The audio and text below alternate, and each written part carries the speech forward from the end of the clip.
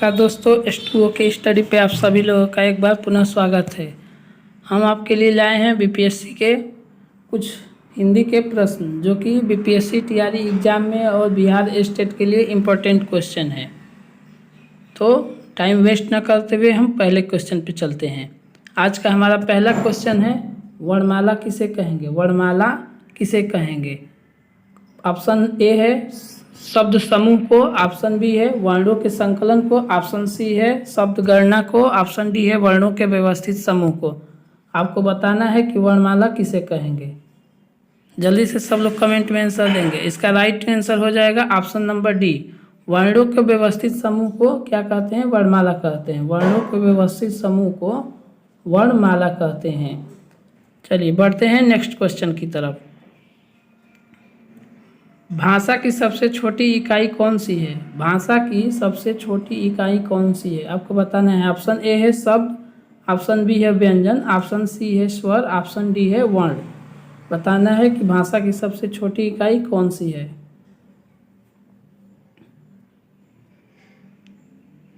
इसका राइट उत्तर हो जाएगा ऑप्शन नंबर डी, भाषा की सबसे छोटी इकाई वर्ण को कहा जाता है। चलिए बढ़ते हैं नेक्स्ट क्वेश्चन की तरफ। आज का हमारा अगला क्वेश्चन है, हिंदी वर्णमाला में कितने वर्ण हैं? हिंदी वर्णमाला में कितने वर्ण हैं? Option A 50, option B 52, option C 54, option D 55। बताना है हिंदी वर्णमाला कितने वर्ण होते हैं। ये जो भी क्वेश्चन है ये सब बीपीएससी टीआरई 4 के लिए और स्टेट के लिए बहुत ही इम्पोर्टेंट क्वेश्चन है। ये फुटकर क्वेश्चन एग्जाम में आपके एक एक नंबर बढ़ाते जाते हैं और हम लोग इस पर ध्यान नहीं देते हैं, तो इस पर जरूर ध्यान देना है। इसका राइट आंसर हो जाएगा option number B 52। Option number B 52 हो जाएगा। चलिए बढ़ते हैं नेक्स्ट क्वेश्चन की तरफ। आज का चौथा क्वेश्चन है, हिंदी भाषा में कितने स्वर हैं? हिंदी भाषा में कितने स्वर हैं? 14, 11, 13, 5। बताना है। सभी लोग कमेंट में जवाब देंगे। हिंदी भाषा में कितने स्वर हैं? 14, 11, 13, 5। राइट आंसर हो जाएगा आपका 11। कितना हो जाएगा? राइट आंसर हो जाएगा 11, क्योंकि उसमें हिंदी का जो स्वर है उसमें 13 होता है, लेकिन उसमें से एक अंग को और अ को, एक अयोग व एक विसर्ग है, इसको बाहर निकाल देते हैं, इसलिए 11 बचते हैं। तो याद रखेंगे 13 न होके कितना होगा? 11 होगा, जो कि राइट आंसर होता है। कितने स्वर हैं? तो 11। अंग और अ को नहीं लिया जाता स्वरों में। चलिए बढ़ते हैं नेक्स्ट क्वेश्चन की तरफ। अगला क्वेश्चन है, वर्णमाला से क्वेश्चन है, घ का उच्चारण स्थान कौन सा है? मूर्धा है, कंठ है, तालु है, दांत है। बताना है कि जो क ख ग घ आता है उसका घ का उच्चारण स्थान क्या है। जल्दी से सब लोग जवाब देंगे। राइट आंसर हो जाएगा आपका ऑप्शन नंबर हो जाएगा बी, ऑप्शन नंबर बी। जो ऑप्शन बी है कंठ, कंठ हो जाएगा।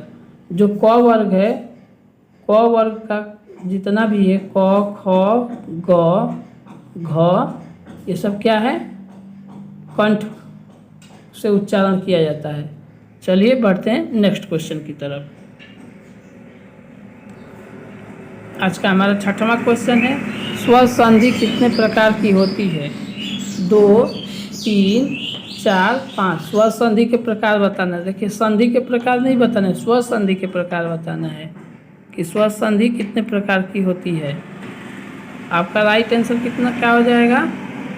स्वर संधि कितने प्रकार की होती है? 5 प्रकार की होती है। स्वर संधि 5 प्रकार की होती है, और केवल संधि पूछेगा तो 3, स्वर संधि, व्यंजन संधि और विसर्ग संधि। और जब स्वर संधि का ये भेद पूछा, ये भी याद रखेंगे, तो इसका राइट आंसर हो जाएगा 5। चलिए बढ़ते हैं नेक्स्ट क्वेश्चन की तरफ। ये क्वेश्चन है समास से। समास का क्वेश्चन है, नील गाय में कौन सा समास है? तत्पुरुष समास, अव्ययीभाव, अलंधारित, द्विगु। नील गाय में कौन सा समास है? जल्दी से जवाब देंगे।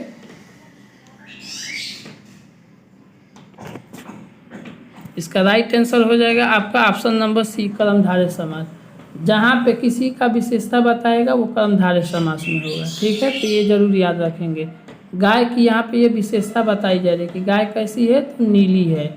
गाय कैसी है, नीली है, वही नील गाय होता है, तो उसका विशेषता बताएगा तो वो कर्मधारय समास में होगा। चलिए नेक्स्ट देखते हैं। 8वां क्वेश्चन है, ये भी समास से है। चौराहा में कौन सा समास है? द्वंद्व समास, द्विगु समास, तत्पुरुष समास, कर्मधारय समास। बताना है कि चौराहा जो है उसमें कौन सा समास होता है। तो देखिए, ऑप्शन काटना भी एक तरीका होता है क्वेश्चन का। देखिए अभी ऊपर बताए थे, जो विशेषता बताएगा वो कर्मधारय होगा, तो ऑप्शन डी तो ऐसे ही नहीं होगा। बाकी आपके पास 3 बचे। द्वंद्व समास में आप लोगों को पता है कि जैसे माता और पिता, उसमें दोनों प्रधान होते हैं। चौराहा में दोनों प्रधान है नहीं है, तो ये ऐसे ही कट गया। अब बचा आपके पास द्विगु और तत्पुरुष। तो द्विगु समास का सिंपल सा नियम है, जिसमें गिनती वाला शब्द आ जाए, 1 2 3 4 5 6 7 ऐसे करके काउंटिंग वाला शब्द आ जाए तो वो हमेशा द्विगु समास में रहता है। जैसे चौराहा, चौराहा का मतलब 4 राहों का समूह, जहाँ पे 4 रास्ता मिलता है उसको क्या बोलते हैं? चौराहा। इसलिए ये किस में जाएगा? द्विगु समास। इसी प्रकार इसका एक और एग्जाम्पल ले सकते हैं, त्रिभुज। त्रिभुज, त्रिभुज भी इसका एग्जाम्पल हो सकता है द्विगु समास का। तो इसमें जहाँ पे संख्यावाचक शब्द आएगा, जहाँ पे 1 2 3 4 5 पंचभुज कह सकते हैं, त्रिभुवन कह सकते हैं, तो वो द्विगु समास में हमेशा जाएगा। चलिए नेक्स्ट क्वेश्चन है, जो कि तत्सम तद्भव से है। जामुन का तत्सम रूप बताना। ये सिंपल है, जामुन का तत्सम रूप बताना है। यामुन, यामुर, जम्बू, जामुन। बताना है कि इसका तत्सम रूप क्या होगा। जामुन ये तद्भव रूप है। जामुन क्या है? तद्भव। आपका इसका तत्सम बताना है। चलिए राइट आंसर हो जाएगा आपका ऑप्शन नंबर सी, जम्बू। ऑप्शन नंबर सी, जम्बू अर्थात जामुन। चलिए आज का हमारा लास्ट और अंतिम क्वेश्चन रहेगा, जो कि विलोम शब्द से है। अल्पज्ञ का विलोम क्या होगा? अल्पज्ञ का विलोम शब्द क्या होगा? अवज्ञ, कृतज्ञ, सर्वज्ञ, अभिज्ञ। बताना है कि अल्पज्ञ का विलोम शब्द क्या होगा। तो इसका राइट आंसर आप लोग कमेंट बॉक्स में बताते रहिएगा। आज का इतना ही क्वेश्चन रहेगा, ये मान लीजिए होमवर्क क्वेश्चन है, इसको आप लोग कमेंट बॉक्स में ज़रूर इसका रिप्लाई दीजिएगा। आज के लिए इतना ही क्वेश्चन रहने देते हैं,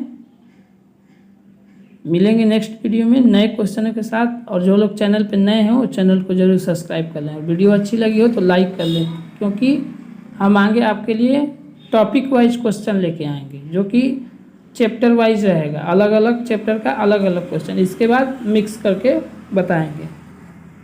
धन्यवाद।